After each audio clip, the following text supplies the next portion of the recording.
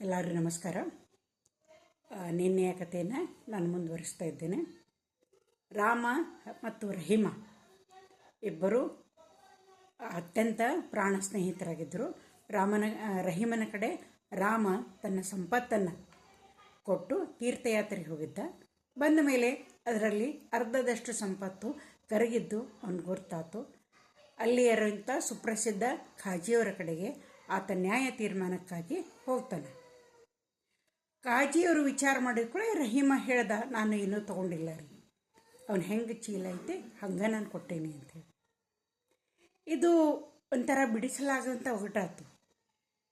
ಆಗ ಅವ್ರು ಏನು ಮಾಡಿದರು ಅಂತಂತಂದ್ರೆ ರಾಮನಿಗೆ ಹೇಳಿದರು, ನಿನ್ನ ಚೀಲ ನೀ ಹೆಂಗೆ ಕೊಟ್ಟಿಯೋ ಹಂಗೆ ಅವನು ನಿನಗೆ ಕೊಟ್ಟಾನ. ಅಂದಮೇಲೆ ಅದರಲ್ಲಿದ್ದಂಥ ಆಭರಣಗಳಾಗಲಿ ನಿನ್ನ ನಾಣ್ಯಗಳಾಗಲಿ ಕಾಣೆಯಾಗಕ್ಕೆ ಹೆಂಗೆ ಸಾಧ್ಯ ಐತಿ? ನೀ ಎಲ್ಲಾದರೂ ಮರ್ತಿಯೇನ ನೋಡು, ಬೇರೆ ಕಡೆ ಇಟ್ಟೇನ ನೋಡು, ನೀನು ಮರುವಾಗೈತೇನ ನೋಡು ಅಂಥೇಳಿ ಅವನ್ನೆಲ್ಲ ವಿಚಾರಣೆ ಮಾಡಾಕತ್ರು. ಅವು ಹೇಳ್ದೆ ಇಲ್ಲ ಅಂತ ಹೇಳ್ದೆ, ನಾ ಎಲ್ಲೂ ಇಟ್ಟಿಲ್ರಿ, ಮನೆಯೊಳಗೆ ಕಳ್ಳಕ್ಕೆ ಹಾಕರ ಭಯ ಇದ್ದದ್ದಕ್ಕೆ ಬೇಡ ಅಂಥೇಳಿ ಎಲ್ಲವನ್ನೂ ನಾನು ಅವನ ಕಡೆ ಕೊಟ್ಟೇನೆ. ಒಂದು ಚೀಲದಲ್ಲಿ ಗಂಟು ಕಟ್ಟಿ ಅದನ್ನು ಮತ್ತೊಂದು ಚೀಲದಲ್ಲಿ ಹಾಕಿ ಹೊಲಿಗೆಯನ್ನು ಹಾಕಿದ್ದೆ. ನಾನು ಸಣ್ಣಗೆ ಹೊಲಿಗೆಯನ್ನು ನಾ ದರ್ಜಿ ಕಡೆಯಿಂದ ಹಾಕಿಸಿ ಅವನ ಕಡೆ ನಾ ಕೊಟ್ಟಿದ್ದು ನಿಜ ಐತಿ ಅಂತ ಅವ ಹೇಳ್ದ. ಆ ಕಾಜಿಯವ್ರು ಏನು ಹೇಳಿದರು ಅಂತಂತಂದ್ರೆ, ಇಲ್ಲ, ನಿನ್ನ ಚೀಲ ಹೆಂಗೆ ಇದ್ದಕ್ಕಿದ್ದಂಗೆ ಐತಿ ಅಂತಂತಂದ್ರೆ ಇದರಲ್ಲಿ ರಹೀಮನ ತಪ್ಪು ಏನೂ ಇಲ್ಲ. ರಹೀಮ ನಿನ್ನ ಚೀಲವನ್ನು ಇದಕ್ಕಿದ್ದಂಗೆ ಕೊಟ್ಟಾನ ಅಂತಂದಮೇಲೆ ಅದರಲ್ಲಿರುವಂಥ ಒಡವೆಗಳಾಗಲಿ ನಾಣ್ಯಗಳಾಗಲಿ ಕಾಣೆಯಾಗೋದಕ್ಕೆ ಹೆಂಗೆ ಸಾಧ್ಯ ಐತಿ? ನಾನು ರಹೀಮನ ಪರವಾಗಿ ನ್ಯಾಯವನ್ನು ತೀರ್ಮಾನ ಮಾಡ್ತೀನಿ ಅಂತಂದು ಹೇಳಿ ಕಾಜಿಯವ್ರು ಹೇಳಿದರು. ಹೇಳಿದ ಕೂಡಲೇ ಏನಾಯ್ತು ಅಂದ್ರೆ ಈ ರಾಮನಿಗೆ ಬಹಳ ಒಂದು ರೀತಿ ಬೇಜಾರಾಯ್ತು, ದುಃಖ ಆಯ್ತು. ನಾ ಕಷ್ಟಪಟ್ಟು ಕೂಡಿಸಿಟ್ಟಿದ್ದೆ, ಕಾಜಿಯವರು ನನ್ನ ವಿರುದ್ಧವಾಗಿ ಈ ರೀತಿ ತೀರ್ಮಾನ ಕೊಟ್ಟರಲ್ಲ ಅಂತ ಬೇಜಾರಾಯ್ತು. ಕೂಡಿದಂಥ ಜನ ನಾನಾ ಥರವಾಗಿ ಮಾತಾಡ್ಕೊಳಕತ್ತರು. ಕೆಲವರು ಅಂದರು, ರಹೀಮನ ಪರವಾಗಿ ಅವರು ನ್ಯಾಯ ತೀರ್ಮಾನವನ್ನು ಕೊಟ್ಟರು, ತಮ್ಮ ಧರ್ಮದವನು ಅಂತಂದು ಹೇಳಿ ಅವನು ಮೇಲೆತ್ತಿದ್ರು. ಅವರು ರಾಮ ರಹೀಮ ಇಬ್ಬರು ನಂಬಿಗಸ್ತರೇ ಇದ್ದರು. ಆದರೂ ಇದರಲ್ಲಿ ಏನೋ ಕಾಜಿಯವ್ರದ್ದು ನ್ಯಾಯ ತೀರ್ಮಾನ ಸರಿಯಾಗಿಲ್ಲ ಅಂತ ಕೆಲವೊಬ್ಬರು ಇಲ್ಲ, ಅವ್ರು ಯಾವಾಗಲೂ ನ್ಯಾಯವನ್ನು ಬಹಳ ಸರಿಯಾಗಿ ಹೇಳ್ತಾರೆ, ರಾಮನದೇ ತಪ್ಪಿರಬೇಕು ಅಂತ ಕೆಲವೊಬ್ಬರು. ಹಿಂಗೆ ಜನ ನಾನಾ ಥರವಾಗಿ ಮಾತಾಡ್ತಾ ತಮ್ಮ ತಮ್ಮ ಮನೆಗಳಿಗೆ ಹೋದರು. ಆ ಖಾಜಿಯವ್ರು ಏನು ಮಾಡಿದರು ಅಂದ್ರೆ ರಹೀಮನನ್ನು ಕರೆಸಿದ್ರು. ಕರೆಸಿ ಏನು ಮಾಡಿದರು ಅಂತಂದ್ರೆ ಅವರೊಂದು ದೊಡ್ಡ ಅರಮನೆ ಅಂತ ಮನೆ ಇತ್ತು. ಅಲ್ಲಿ ಅವ್ರು ಏನು ಹೇಳಿದರು ಅಂತಂದ್ರೆ, ನೋಡಪ್ಪ, ನೀನು ಬಹಳ ಪ್ರಾಮಾಣಿಕನಾಗಿ ಕಾಣಿಸ್ತಿದ್ದಿ, ನನ್ನ ಮನೆಯಲ್ಲಿ ನೀನು ಕೆಲಸಗಾರನಾಗಿ ನೀನು ಕೆಲಸ ಮಾಡು, ನೀನು ಒಳ್ಳೆಯ ಸಂಬಳವನ್ನು ಕೊಡ್ತೀನಿ ಅಂತ ಹೇಳಿದರು. ರಹೀಮನಿಗೆ ಭಾಳ ಖುಷಿ ಆಯಿತು. ಆಯ್ತು ರೀ, ನಾನು ನಿಮ್ಮ ಮನೆಯಲ್ಲಿ ನಾನು ಕೆಲಸವನ್ನು ಮಾಡ್ತೀನಿ, ನೀವು ಹೇಳಿದಂಥ ಎಲ್ಲ ಕೆಲಸಗಳನ್ನು ನಾನು ಮಾಡ್ತೀನಿ ಅಂತೇಳಿ ಒಪ್ಪುಗೊಂಡ. ಅವನು ಅವರ ಮನೆಯಲ್ಲಿ ಕೆಲಸಕ್ಕೆ ಸೇರಿದ. ಅವನನ್ನು ಬಹಳ ಸೂಕ್ಷ್ಮವಾಗಿ ಅವ್ರು ಗಮನಿಸ್ತಾ ಇದ್ರು ಕಾಜಿಯವರು. ತಿಂಗಳಗಟ್ಟಲೆ ಆಯ್ತು, ಒಂದು 2 ತಿಂಗಳಾಯ್ತು, 3 ತಿಂಗಳಾಯ್ತು, ಭಾಳ ಸೂಕ್ಷ್ಮವಾಗಿ ಗಮನಿಸ್ತಾ ಇದ್ರು. ಆಗ ಅವ್ರು ಏನು ಮಾಡಿದರು ಅಂದ್ರೆ ರಹೀಮನನ್ನು ಕರೆದು, ನೀ ಭಾಳ ಒಳ್ಳೆಯ ಕೆಲಸಗಾರನದಿದ್ದಿ, ಭಾಳ ಚೆನ್ನಾಗಿ ಕೆಲಸವನ್ನು ಮಾಡ್ತೀವಿ, ಶ್ರದ್ಧೆಯಿಂದ ಕೆಲಸವನ್ನು ಮಾಡ್ತೀವಿ, ಅದಕ್ಕೆ ನಾನೇನು ಪ್ರಮೋಷನ್ ಕೊಡ್ತೇನೆ, ಬಡ್ತಿಯನ್ನು ಕೊಡ್ತೇನೆ, ನನ್ನ ಒಂದು ದಿವಾನ್ ಖಾನೆ, ನಮ್ಮಲ್ಲಿ ಮೀಟಿಂಗ್ಗಳು ನಡೀತಾವೆ, ಸಭೆ ಸೇರ್ತಿರ್ತೇವೆ ನಾವು ಆವಾಗ, ಅದರ ಒಂದು ಉಸ್ತುವಾರಿಯನ್ನು ನಿನಗೆ ನಾ ಕೊಡ್ತೇನೆ ಮತ್ತು ನಿನ್ನ ಸಂಬಳವನ್ನು ಹೆಚ್ಚಿಗೆ ಮಾಡ್ತೇನೆ ಅಂತಂದು ಹೇಳಿ ಅವ್ರು ಹೇಳಿದರು. ಹೇಳಿದ ಕೂಡ ಅವ್ನಿಗೆ ಇನ್ನೂ ಸಂತೋಷ ಆಯ್ತು. ಉಳಿದಂಥ ನೌಕರಿಗೆಲ್ಲ ಆಶ್ಚರ್ಯ ಆಯ್ತು. ನಾವು ಎಷ್ಟೋ ವರ್ಷದಿಂದ ಅವ್ರ ಕಡೆ ನಾವು ಚಾಕರಿಯನ್ನು ಮಾಡಾಕತ್ತೇವೆ, ಉದ್ಯೋಗ ಮಾಡಾಕತ್ತೇವೆ, ನಮಗೆ ಅವ್ರು ಏರಿಸಿಲ್ಲ ಸಂಬಳವನ್ನು, ಈ ಮೊನ್ನೆ ಬಂದಾನಿವ ಇವನಿಗೆ ಸಂಬಳವನ್ನು ಏರ್ಸಾಕತ್ತಾರಲ್ಲ ಅಂತಂದರೆ ಎಷ್ಟೋ ಜನರಿಗೆ ಬೇಜಾರಾಯ್ತು. ಹಾಗೆ ರಹೀಮ ಏನು ಮಾಡೋದು ಅಂತಂದ್ರೆ ಅತಿ ಇನ್ನೂ ಹೆಚ್ಚಿನ ಉತ್ಸಾಹದಿಂದ ಕೆಲಸವನ್ನು ಮಾಡ್ತಾಯಿದ್ದ.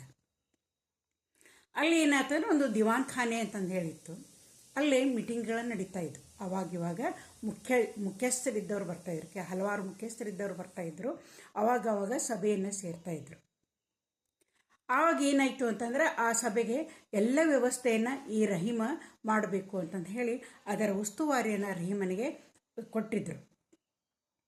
ಅಲ್ಲಿ ಒಂದು ಸಲ ಹೇಳಿರೋರು, ನೋಡಪ್ಪ, ನಾಳೆ ಮೀಟಿಂಗ್ ಐತಿ, ನೀನು ದಿವಾನರನ್ನು ನೀ ಕೇಳ್ಕೊ, ಏನೇನು ವ್ಯವಸ್ಥೆ ಮಾಡಬೇಕು ಅಂಥೇಳಿ ನೀ ಸರಿಯಾಗಿ ವ್ಯವಸ್ಥೆಯನ್ನು ಮಾಡಬೇಕು ಅಂಥೇಳಿ ಹೇಳಿದರು. ಆಯಿತು ಅಂತಂದು ಹೇಳಿ ರಹೀಮ ಏನು ಮಾಡ್ದ ಅಂತಂದ್ರೆ ಅವನ್ನೆಲ್ಲ ಅವ್ರಿಗೆ ಊಟ ಉಪಚಾರಕ್ಕೆ ಏನೇನು ಬೇಕು ಅವು ಎಲ್ಲವುಗಳನ್ನು ಮಾಡಿಸಿದ, ಅಡುಗೆಯವ್ರ ಕಡೆಯಿಂದ ಅವನ್ನೆಲ್ಲ ತಯಾರು ಮಾಡಿಸಿದ ಅವ್ರನ್ನೆಲ್ಲ ಕೇಳಿಕೊಂಡು. ಆನಂತರ ಆ ಅಮೂಲ್ಯವಾದಂಥ ಪಿಂಗಾಣಿ ವಸ್ತುಗಳನ್ನಾಗಲಿ ಅಲಂಕಾರಿಕ ವಸ್ತುಗಳನ್ನಾಗಲಿ ಅವನ್ನೆಲ್ಲ ಸರಿಯಾಗಿ ಜೋಡಿಸಿಟ್ಟು ಮಾಡಿ ಆನಂತರ ಎಲ್ಲ ವ್ಯವಸ್ಥೆಯನ್ನು ಮಾಡಿದಾಗ ಏನಂತಂದ್ರೆ ದಿವಾನರಿದ್ದವರು ಆ ಒಂದು ಅಲ್ಮೇರವನ್ನು ತೆಗೆದು ಅವನಿಗೊಂದು ದೊಡ್ಡ ರತ್ನಗಂಬಳಿಯನ್ನು ಕೊಟ್ಟರು ರಹೀಮನಿಗೆ. ಅವಾಗ ಅವ್ರು ಹೇಳಿದರು, ಇದು ಬಹಳ ಬೆಲೆ ಬಾಳುವಂಥ ರತ್ನಗಂಬಳಿ ಐತಿ. ಈ ರತ್ನಗಂಬಳಿಯನ್ನು ಪ್ರತಿ ಸಭೆಗೂ ನಾವು ಈ ಹಾಲಿನಲ್ಲಿ ಹಾಸ್ತೇವೆ. ಇದನ್ನು ಪರ್ಷಿಯಾದಿಂದ ತರಿಸ್ಯಾರ ಖಾಜಿಯವರು. ಇದ್ರ ಬಹಳ ಬೆಲೆ ಬಾಳುವಂಥದ್ದೈತಿ ಮತ್ತು ಇದ್ರ ಮೇಲೆ ಬಹಳ ಪ್ರೀತಿ ಅವರು. ಇದಕ್ಕೆ ಏನೂ ಆಗದಂಗೆ, ಒಂದು ಕಸ ಆಗಲಿ ಏನೂ ಒಂದು ಆಗದಂಗೆ ನೀನು ನೋಡ್ಕೋ ಅಂತ ಹೇಳಿ ಆ ಒಂದು ರತ್ನಗಂಬಳಿಯನ್ನು ಅವನು ಕೊಟ್ಟರು. ಅವ ಏನು ಮಾಡ್ದೆ ಅಂದ್ರೆ ಅದನ್ನು ನೀಟಾಗಿ ಆ ದಿವಾನ್ ಖಾನೆಯೊಳಗೆ ಹಾಸಿ ಭಾಳ ಚೆನ್ನಾಗಿ ವ್ಯವಸ್ಥೆಯನ್ನು ಮಾಡ್ದ. ಪ್ರಮುಖರಿದ್ದವರೆಲ್ಲರೂ ಬಂದ ಕೂಡಲೇ ಅವ್ರಿಗೆಲ್ಲ ಊಟ ಉಪಚಾರಗಳನ್ನು ತಾನೇ ಖುದ್ದಾಗಿ ಮುಂದೆ ನಿಂತು ಅವನ್ನೆಲ್ಲ ಮಾಡಿಸಿದ. ಸಮವಸ್ತ್ರದಲ್ಲಿದ್ದಂಥ ನೌಕರರು ಅವ್ರಿಗೆಲ್ಲ ವಿಶೇಷವಾದಂಥ ಪಾನೀಯಗಳನ್ನು ಊಟ ಉಪಚಾರಗಳನ್ನು ಎಲ್ಲ ಮಾಡಿಸಿದರು. ಎಲ್ಲರೂ ಭಾಳ ಖುಷಿಯಾದರು, ಎಷ್ಟು ಚೆನ್ನಾಗಿ ವ್ಯವಸ್ಥೆಯನ್ನು ಮಾಡಿದ್ದಾರೆ ಅಂಥೇಳಿ. ಕಾಜಿಯವರು ಇದು ರಹೀಮನ ಕೆಲಸ ಅಂತಂದು ಹೇಳಿ ಅವನ ಪ್ರಶಂಸೆಯನ್ನು ಕೂಡ ಮಾಡಿದರು. ಆನಂತರ ಆ ದಿವಾನ್ರಿದ್ದವ್ರು ಹೇಳಿದರು, ಆ ಮೀಟಿಂಗ್ ಮುಗಿಯುತ್ತೆ ನಾನು ನೀ ದಿವಾನ್ ಖಾನೆ ಹೊರಗೆ ನೀನು ನಿಂತಿರಬೇಕು. ಆ ದಿವಾನ್ ಖಾನೆ ಮುಗಿದು ಸಭೆ ಮುಗಿದು ಎಲ್ಲರೂ ದಿವಾನ್ ಖಾನೆಯಿಂದ ಹೊರಗೆ ಹೋದ ಕೂಡಲೇ ಆವಾಗ ನೀನು ಅವೆಲ್ಲವನ್ನು ತೆಗೆದಿಡಬೇಕು. ವಿಶೇಷವಾಗಿ ರತ್ನಗಂಬಳಿಯನ್ನು ಸರಿಯಾಗಿ ಮುಡಿಸಿ ನೀನು ಆ ಒಂದು ಅಲ್ಮೇರದಲ್ಲಿ ಇಡಬೇಕು ಅಂತಂದು ಹೇಳಿದರು. ಆನಂತರ ಇವರ ಸಭೆ ಶುರುವಾಯಿತು. ಎಷ್ಟೋ ಹೊತ್ತಿನವರೆಗೆ ಸಭೆ ಆಯಿತು. ಇವನು ಹೊರಗೆ ನಿಂತಿದ್ದ. ಆನಂತರ ಎಲ್ಲ ಬಂದಂಥ ಪ್ರಮುಖರೆಲ್ಲರೂ ಹೋದರು. ಇನ್ನು ಆ ರತ್ನಗಂಬಳಿಯನ್ನು ಮಡಚಬೇಕು ಅಂತಂದು ಹೇಳಿ ಇವು ಒಳಗೆ ಹಣಿಕೆ ಹಾಕೋದಕ್ಕೆ ಅವರು ಕಾಜಿಯವರು ಇನ್ನೂ ಕುಂತಿದ್ರು. ಅವ್ರು ಹುಕ್ಕ ಸೇರ್ತಾ ಇದ್ರು ಕಾಜಿಯವರು. ಅದನ್ನು ನೋಡಿ ಮತ್ತೆ ಇವ ಹೊರಗೆ ಬಂದ. ಅವರು ಬಂದ ಮೇಲೆ ಮಡಚಿದ್ರಾತು ಅಂತಂದು ಹೇಳಿ ಅವ್ರು ಹುಕ್ಕ ಸೇರ್ತಾ ಇದ್ರು. ಹುಕ್ಕ ಅಂತಂದ್ರೆ ಭಾಳ ಮಂದಿಗೆ ಗೊತ್ತಿರಬೇಕು, ಹಳೆಯ ಸಿನಿಮಾದ್ರು ತೋರಿಸ್ತಾರೆ.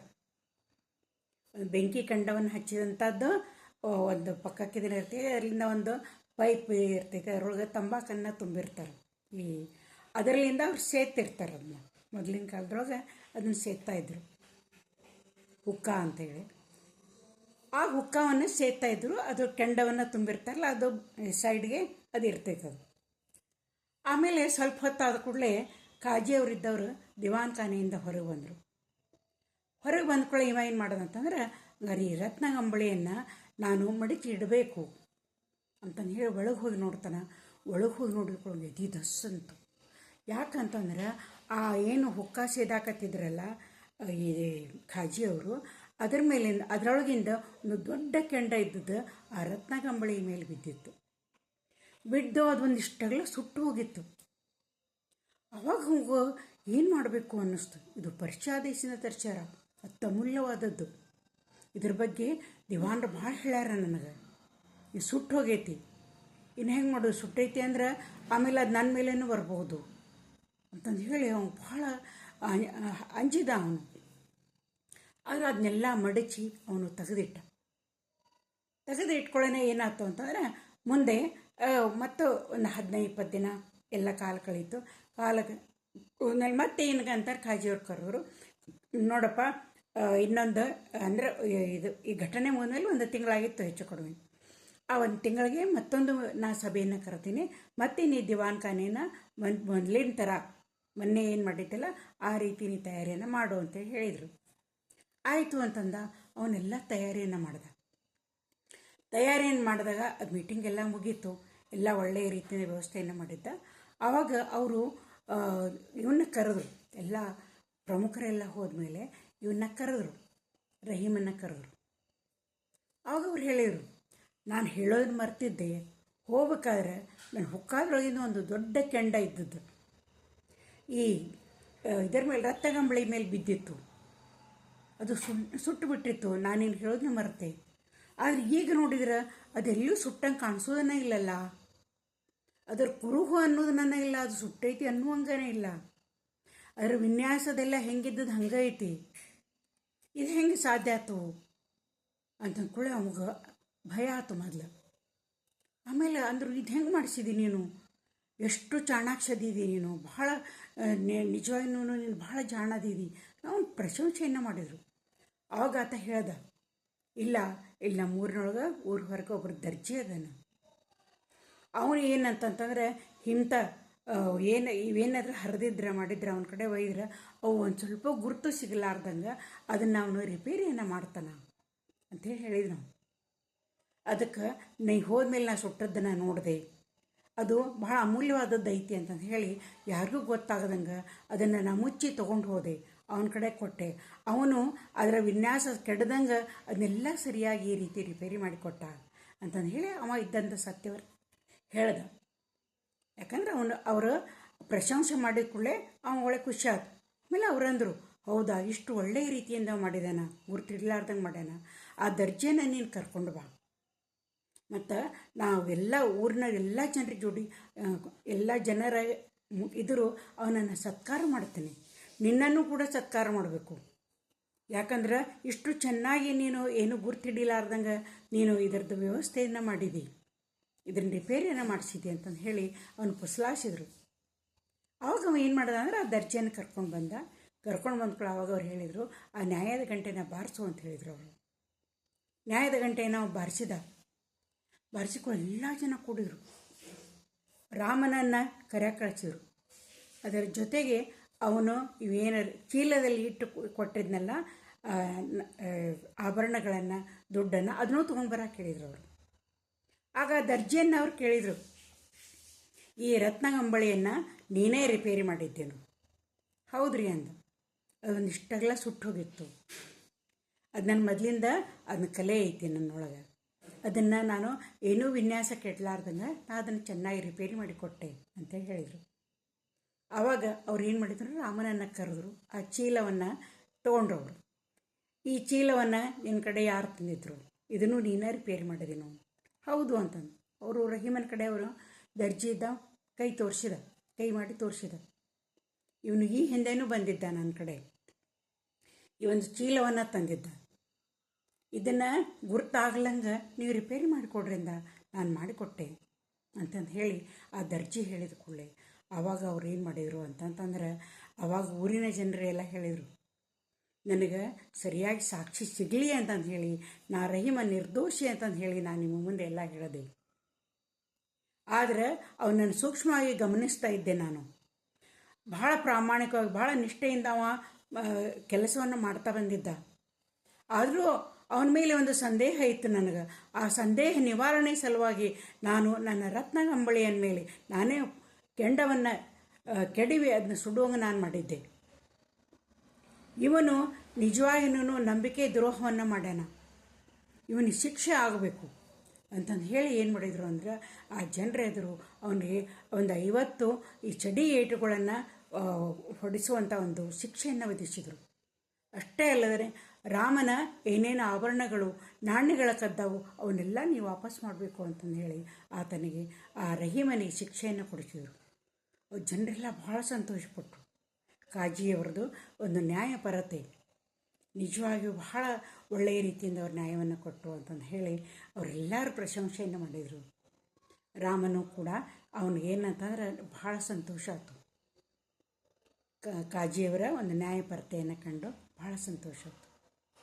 ನಿಮಗೆ ಕೆಲ ಕತೆ ಇಷ್ಟ ಆಯಿತು ಅಂತಂದು ಅಂದ್ಕೊಂಡೇನೆ. ಮತ್ತೆ ನಾಳೆ ಮುಂದಿನ ಕಥೆಯನ್ನು ಮತ್ತೊಂದು ಕಥೆಯನ್ನು ಹೇಳ್ತೇನೆ.